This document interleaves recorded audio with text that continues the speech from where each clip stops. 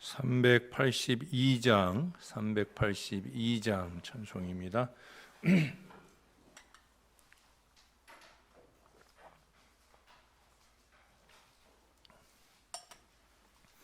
너 근심 걱정 말아라.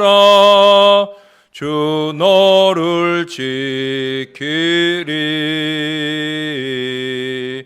주 날개 밑에 거하라. 주 너를 지키리. 주 너를 지키리. 아무 때나 어디서나 주 너를 지키리. 늘 지켜주시리.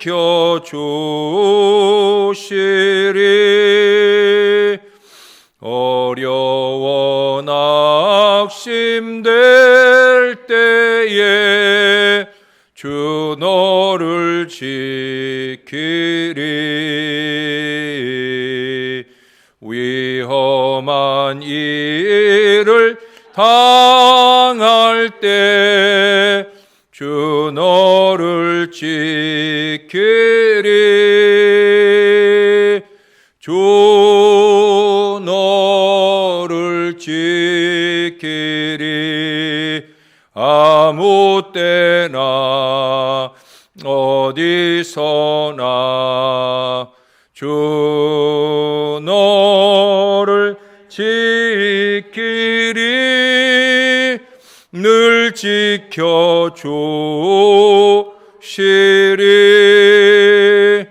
너 쓸 것 미리 아시고 주 너를 지키리. 구하는 것을 조시며 주 너를 지키리. 주 너를 지키리. 아무 때나 어디서나 주 너를 지키리. 늘 지켜주시리.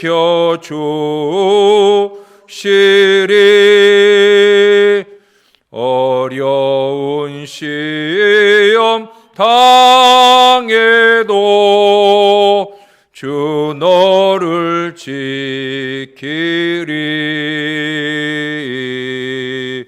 구주의 품에 거하라. 주 너를 지키리. 주 너를 지키리. 아무 때나 어디서나 주 너를 지키리. 늘 지켜주시리.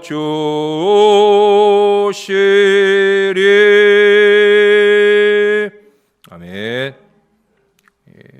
그 다음 찬송, 다음 찬송 384장 찬송을 한 장 더 하겠습니다.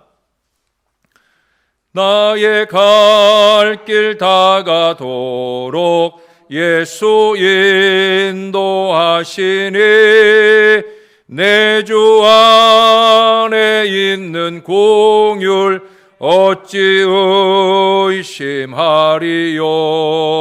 믿음으로 사는 자는 하늘 위로 받겠네. 무슨 일을 만나든지 만사 형통하리라. 무슨 일을 만나든지 만사 형통하리라. 나의 갈 길 다가도록 예수 인도하시니 어려운 일 당한 때도 족한 은혜 주시네. 믿음이 고단하고 영혼 매우 갈하나 나의 앞에 반석에서 샘물 나게 하시네. 나의 앞에 반석에서 샘물 나게 하시네.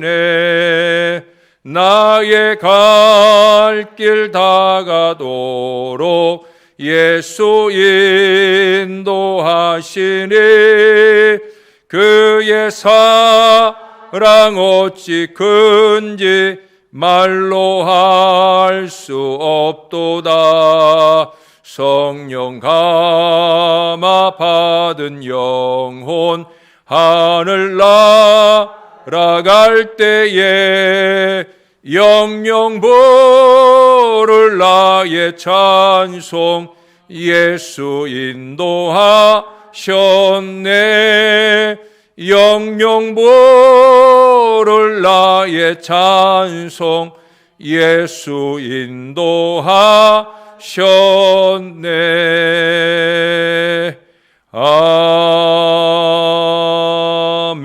아멘. 기도하겠습니다. 하나님 아버지, 우리 부족한 인생들에게 영안이 열리게 도와 주옵소서.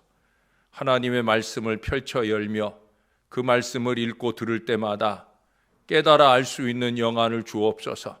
모든 순간의 삶을 살 때마다 땅끝, 땅 모퉁이에서 고통과 어려움에 처하여 있을 때마다 우리의 등 뒤에 계시는 우리 주님을 바라볼 수 있는 영안을 열어 주옵소서.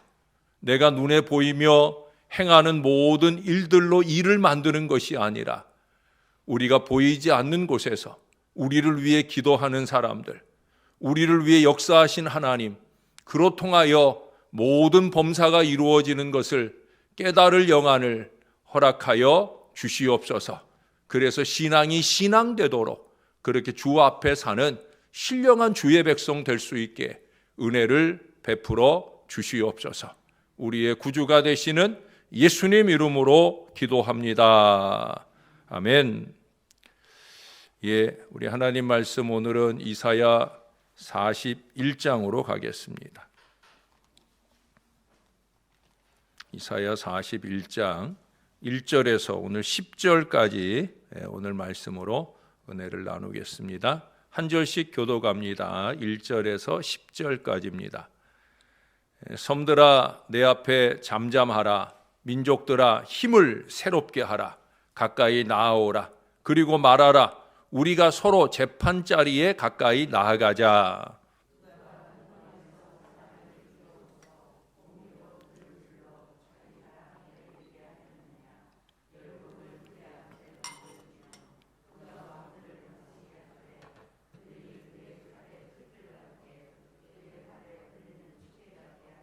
그가 그들을 쫓아가서 그의 발로 가보지 못한 길을 안전히 지나나니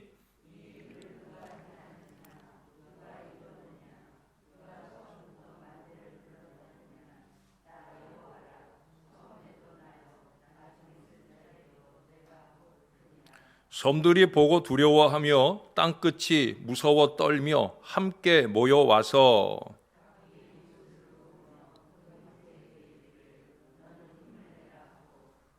목공은 금장색을 격려하며 망치로 고르게 하는 자는 매질꾼을 격려하며 이르되 땜질이 잘 된다 하니 그가 못을 단단히 박아 우상을 흔들리지 아니하게 하는도다.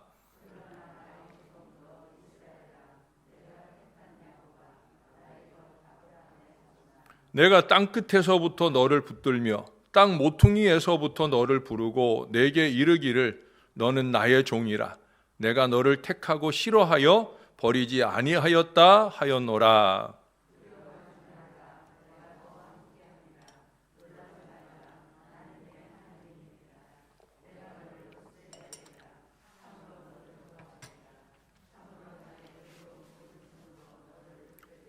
아멘.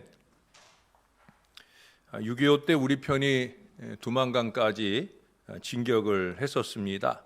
그러자 아시는 대로 이제 중공군이 개입을 했는데 그 당시 지휘관이 메가더였어요. 메가더의 생각으로는 아예 이번 기회에 중국까지 공격을 해야 되겠다 하는 생각이었다고 그래요.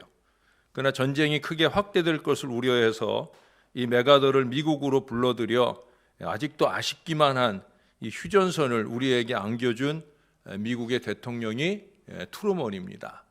근데 이 트루먼 대통령은 아주 신실한 크리스찬이었다고 그래요. 예수를 어려서부터 아주 잘 믿었답니다. 신용으로 하는 신앙이 아니라 정말 철저하게 하나님을 믿고 의지하는 그런 신앙으로 살았다는 거예요. 이제 그가 대통령을 퇴직하고 은퇴한 뒤에 고향 미주리주의 인디펜던스에 살았는데 어느 날 이제 우리가 유명한 사람은 그 유명한 사람을 위한 그 생가를 중심으로 기념관을 만들잖아요. 거기에도 이제 트루먼 기념 도서관이 있었답니다. 그래서 이제 자기 이름으로 명명된 그 도서관에 가게 되었는데 마침 그곳에 온 아이들에게 둘러싸이게 되었어요. 야, 대통령이다. 그러면서 아이들이 모여가지고 그 중에 한 아이가 물었겠죠. 대통령은 저희들 나이 때 인기가 많고 반장이었겠지요? 라고 물었어요. 그러자 트루먼이 답변하기를 정반대란다. 난 눈이 나빠서 안경이 없을 때는 맹인과 같았고 재주도 하나 없었고 운동도 잘 못했고 누가 소리만 크게 질러도 바들바들 떠는 그런 겁쟁이였단다. 그 아이들이 궁금하잖아요. 그런데 어떻게 대통령이 되셨어요? 라고 또 물어옵니다. 그러자 트루먼이 하는 대답은 이런 대답이었어요. 성경 말씀을 믿었지. 하나님께서 함께 하시면 하지 못할 일이 없다 하는 바로 그 말씀이야. 그래서 나는 중단하거나 포기하지 않고 재주는 없지만 끝까지 노력했단다. 하나님이 내 등 뒤에 계시니까 말이다. 그러면서 자기의 등을 아이들에게 보여주었다고 합니다. 어리석은 불신앙자들은 교회는 다니는데 신앙생활을 할 줄 모르는 사람들은 여기 5절부터 7절까지에서 말씀하는 것처럼 어려움이 생기면 무서워 벌벌 떱니다. 그러면서 호들갑을 떨어요. 목사가 볼 때 별일 아닌데 대단히 큰 일인 것처럼 그렇게 난리를 칩니다. 그리고 거기 보면 뭐라고 그래? 자들끼리 모여가지고 서로 격려한답시고 담대하라고 태연을 가장하고 헛된 우상에 의존하기도 합니다. 사실은 헛일을 하고 있는 거죠. 헛일을 하는 거예요. 그러나 8절의 시작처럼 그러나 8절은 그렇게 시작하잖아요. 그러나 그거 다 쓰잘데없는 짓을 하고 있다는 거예요. 벌벌 떠는 일도 마찬가지고 기타 그 다음에 모든 일들도 다 마찬가지라는 거예요. 불신앙적인 일들은 육신적이고 세속적인 일들은 세속적 관점에서 바라보는 일들은 다 헛일하고 있다는 거예요. 그러나 우리는 그 헛일을 대단한 일 하는 줄로 착각을 해요. 아닙니다. 그 다음에 진리를 모른 채 하는 일들은 다 헛일하고 있는 거예요. 뭐라고 말씀해요? 하나님의 택한 백성은 다르다는 거예요. 달라야 되는 거예요. 그 이유는 다른 데 있지 않아요. 우리는 종이기 때문에. 우리는 주의 종이기 때문에. 이걸 잊지 말아야 돼요. 나는 종이다. 우리는 종이다. 이걸 잊지 말아야 돼요. 누구의 종입니까? 물론 하늘과 땅의 모든 권세를 가지신 우리 주님의 종이에요. 내가 하는 게 아니라 그 권세 가지신 주님이 우리의 등 뒤에서 모든 것을 섭리하시고 역사하신다. 이걸 잊지 않는 종이 되어야 되는 거예요. 그리고 거기 8절에 보면 이스라엘을 세 가지 명칭으로 부르잖아요. 나의 종 너 이스라엘아, 내가 택한 야곱아, 나의 벗 아브라함의 자손아. 첫 번째는 나의 종 이스라엘아. 하나님의 뜻의 성취를 위해 그의 도구로 택함받은 존재라는 거예요. 하나님의 종으로 하나님께 겸손히 순종함으로써만 능력의 미래가 열리는 존재라는 거예요. 두 번째는 뭐라고 그래요? 내가 택한 야곱아. 족장사에서 최종적으로 하나님 나라의 상속자로 선택된 존재가 야곱이죠. 아브라함과 이삭과 야곱. 물론 요셉도 있지만 요셉은 족장이 아니고 족장사에서의 진정한 족장 세 사람은 아브라함과 이삭과 야곱이에요. 하나님이 택한 그 모든 게 철저히 하나님의 택하심에 근거하는 거예요. 내가 잘나서 내가 나선 게 아니라니까요. 하나님이 콕 찍어서 하나님이 불러다가 그 자리에서 일하게 하는 거예요. 목사로서 일하게 하는 거고, 이게 다 하나님의 컨택에 의해서, 나를 부르심에 의해서 이루어졌다 하는 사실을 말씀하는 거예요. 세 번째는 나의 벗 아브라함의 자손아. 이스라엘에게 있어서 제일 중요한 건 뭐예요? 하나님과 아브라함 사이의 약속, 그 약속의 상속자임을 확인하는, 그래서 하나님께서 가까이 두시고 돌보실 수밖에 없는 바로 그런 호칭을 여기에 담아두고 계신 거예요. 결국 분명하게 하나님의 보호를 받는 하나님의 백성이 어떤 존재임을 확인시켜 줍니다. 우리는 이 호칭들 속에서 내가 어떤 존재인지를 잊지 말아야 돼요. 무엇을 하든 어디에 있든 누구를 만나든 우리는 내가 어떤 존재다.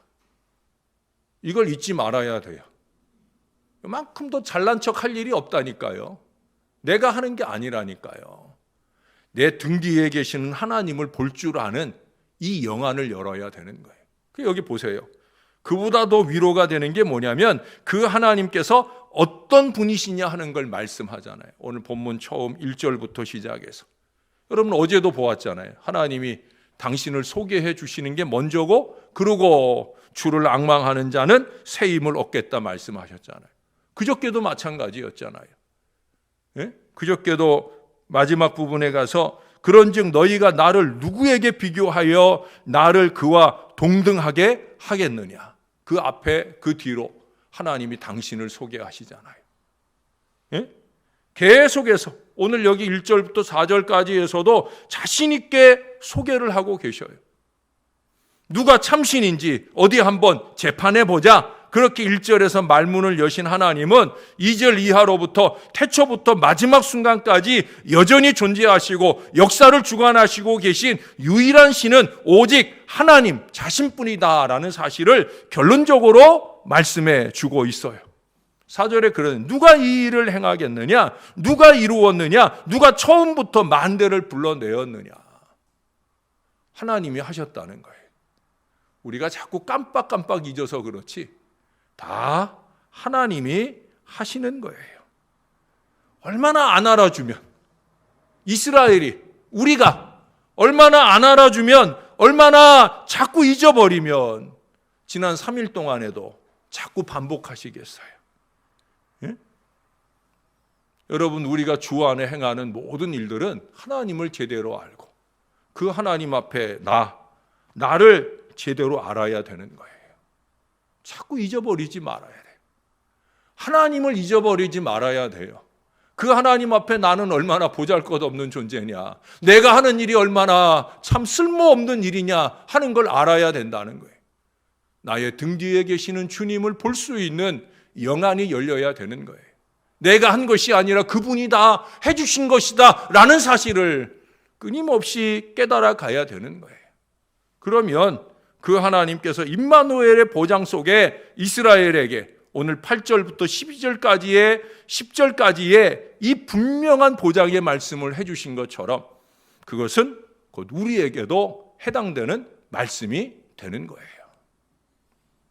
저는 이 말씀에 특별히 10절을 볼 때마다 우리 동생이 그 대학 입시를 앞두고 있을 때, 우리가 나이는 2살 터울이지만 제가 우리 동생이 이제 똑똑해가지고 학교를 1년 일찍 왔어요. 6월생인데도 학교를 1년 일찍 들어갔어요. 학교는 1년 차이로 다녔어요. 제가 대학교를 먼저 들어갔을 때 그때 이제 제가 신학대학을 다녔잖아요. 그리고 우리 동생이 이제 입시를 앞두고 공부를 하고 있을 때 제가 100장, 수첩을 100장짜리 수첩을 만들어 가지고 100일 동안 매일마다 볼 하나님의 말씀을 제가 일일이 다 적어 가지고 100장을 적어 가지고 그걸 철해서 날짜 위에 적고 해 가지고 하루에 한 장씩 보고 힘이 되도록 그렇게 해 주었었습니다. 우리 동생이 지금도 기억하나 모르겠어요. 근데 제가 그때 첫 번째 주었던 말씀이 바로 이 말씀이에요. 마지막 날 주었던 말씀이 이 말씀이에요. 두려워하지 말라, 내가 너와 함께 함이라. 놀라지 말라, 나는 내 하나님이 됨이라. 내가 너를 굳세게 하리라. 참으로 너를 도와주리라. 참으로 나의 의로운 오른손으로 너를 붙들리라. 전 그래서 지금도 우리 교회 수험생들한테 제가 문자를 주거나 할 때, 특별히 시험을 이제 앞두고 있거나 할 때 이 말씀을 보냅니다. 이 말씀을 의지하도록, 이 말씀을 꼭 잊지 말도록. 여러분, 9절에서 말하는 땅끝 땅 모퉁이는 어디예요? 이스라엘 백성들이 포로로 잡혀간 바벨론을 가리키고 하나님의 모든 백성들이 겪을 최악의 고난 상황을 대변하는 용어입니다. 사도행전 16장에 보면 빌립보 감옥에 갇힌 바울과 실라, 그들은 깊은 옥에 갇혔다고 그랬어요. 이게 무슨 얘기냐면 그 당시 감옥의 구조는 3층 정도의 구조를 가져요. 지하 1층이 이제 미결수들, 좀 죄가 적은 사람들, 이런 사람들이 지하 1층. 거기는 그래도 햇빛이라도 볼 수 있어요. 거기서 이제 한층 내려가면서부터 이제 햇빛이 안 드는 어두운 곳이에요. 두 번째 층은 뭐냐? 거기는 고문실이 있어요. 세 번째 층으로 가는 사람은 두 번째 층의 고문실에서 고통을 받고야 가는 거예요. 바울과 실라는 마지막 흉악범들이 들어가는 마지막 지하 3층에 갇히게 됩니다. 무슨 얘기예요? 성경에도 분명히 나오잖아요. 옷을 다 찢기고 매로 많이 맞았다고. 2층에서 그 모든 고통과 고난을 겪고 나서야 갇히는 자리가 바로 그 자리예요. 가장 더럽고 가장 혹독하고 가장 희망이 없는 바로 그곳이에요. 그러나 그들은 거기서 임마누엘의 하나님을 느꼈잖아요. 임마누엘의 하나님을 의지하면서 찬양하고 기도했잖아요. 그 감옥 안에 있는 사람들이 다 듣도록 그들은 담대함으로 하나님을 찬양할 수 있었어요. 미친놈 소리 들었겠죠. 어떻게 이 깊은 감옥에서 그들은 여전히 그들의 하나님을 부를 수 있을까? 신기했을 거예요. 우리가 잘 알잖아요. 결국 그들의 살 길은 그들을 붙들어 주시는 하나님에 의해서 활짝 열리게 된 줄로 믿습니다. 할렐루야. 언제나 하나님이 하시는 거예요. 한번 고백해 보십시다. 언제나 하나님이 하십니다. 제발 잊지 마세요. 하나님이 하시는 거예요. 땅끝 땅 모퉁이, 아무도 돌아보는 사람 없고 아무런 구원이나 희망의 가능성이 없고 아무런 능력도 없는 사람일지라도 하나님의 이 음성을 듣는 자에게 새 희망이 넘치는 거예요. 두려워하지 말라, 내가 너와 함께 함이라. 놀라지 말라, 나는 내 하나님이 됨이니라. 뭐 더 이상 아무것도 필요 없어요. 사람들의 헛된 격려도 그 어떤 무기력한 우상 같은 의존적 존재도 다 필요 없는 거예요. 육신적으로 볼라 하지 말라는 거예요. 오직 내 등 뒤에서 나를 도우시는 분, 때때로 뒤돌아봐도 여전히 계시는 분, 잔잔한 미소로 우리를 바라보시며 나를 도와주시는 그 하나님. 사랑하는 여러분, 그 하나님을 만나시는 희망의 아침이 되시기를 바랍니다. 그 하나님을 만나고 의지하는 희망의 신앙이 되시기를 바랍니다.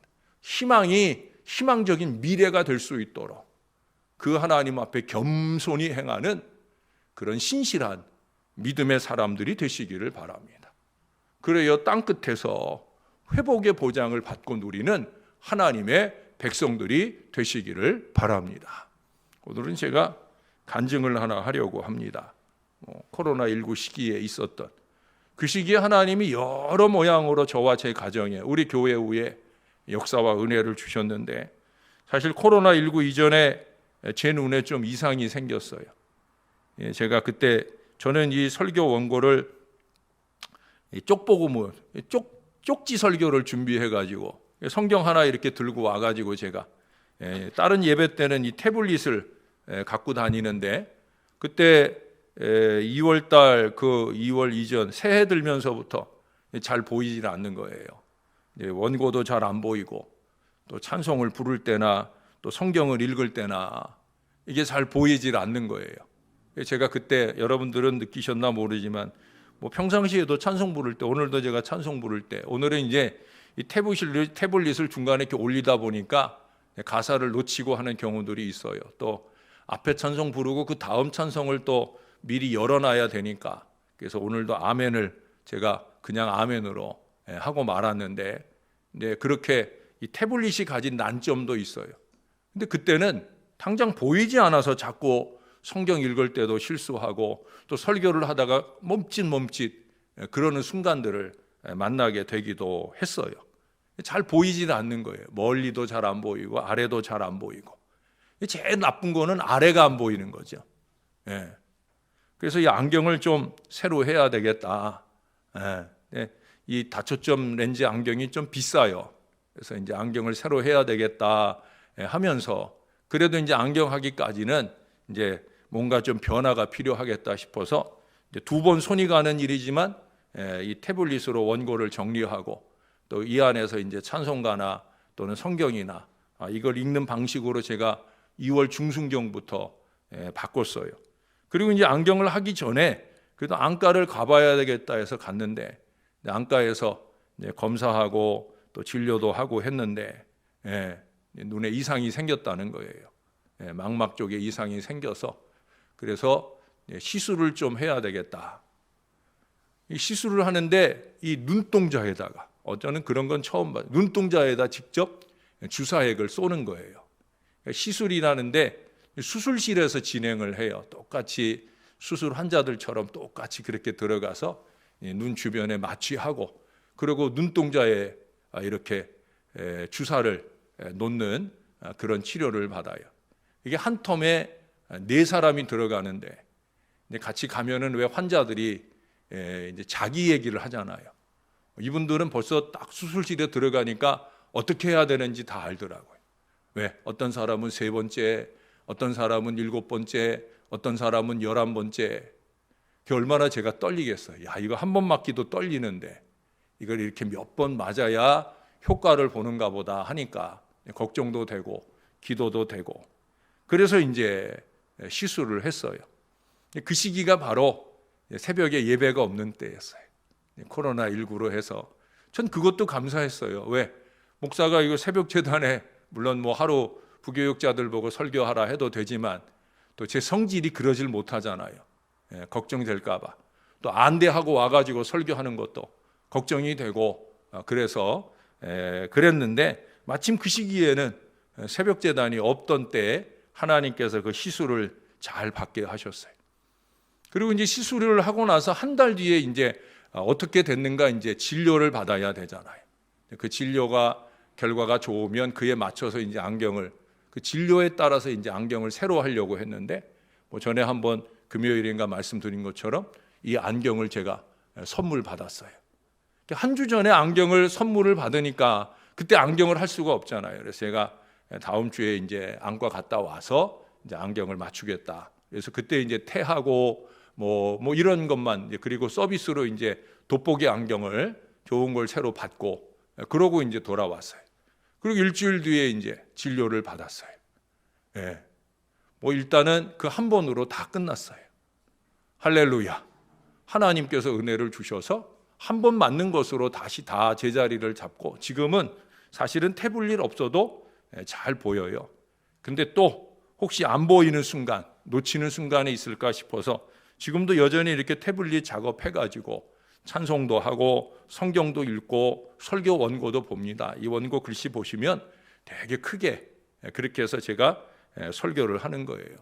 제가 이 태블릿을 주일에도 쓰고 예배 때마다 설교하는 걸 여러분이 좀 이해하셔야 돼요. 이제 저도 노안이 오고 이랬기 때문에 원고를 좀 크게 보기 위해서, 또 이제 중간중간 주님이 감동받는 바를 여기는 이렇게 적을 수가 있거든요. 이렇게 그냥 이 안에다가 저장할 수 있도록 적게 돼 있거든요.